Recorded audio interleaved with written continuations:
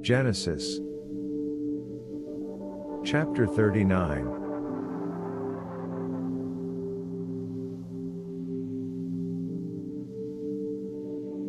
And Joseph was brought down to Egypt, and Potiphar, an officer of Pharaoh, captain of the guard, an Egyptian, bought him of the hands of the Ishmaelites, which had brought him down thither.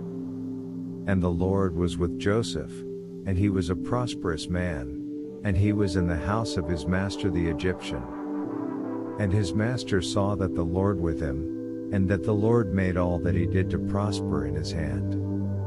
And Joseph found grace in his sight, and he served him, and he made him overseer over his house, and all he had he put into his hand. And it came to pass from the time he had made him overseer in his house, and over all that he had, that the Lord blessed the Egyptian's house for Joseph's sake, and the blessing of the Lord was upon all that he had in the house, and in the field. And he left all that he had in Joseph's hand, and he knew not aught he had, save the bread which he did eat. And Joseph was goodly, and well favored.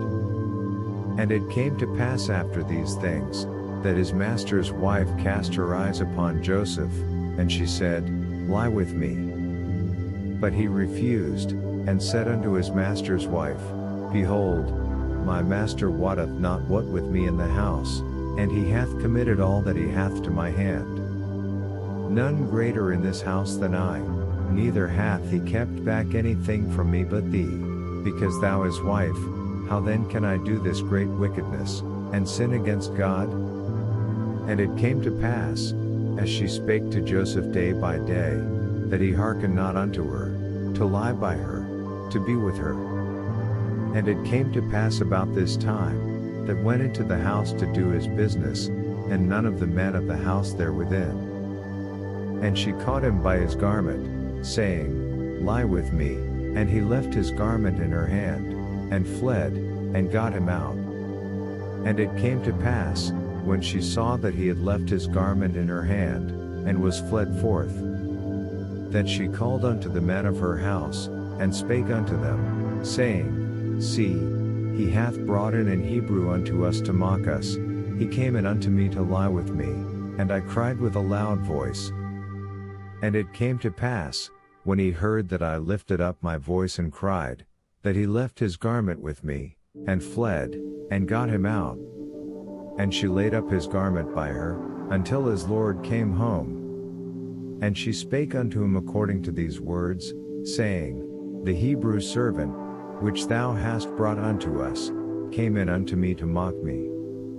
And it came to pass, as I lifted up my voice and cried, that he left his garment with me, and fled out.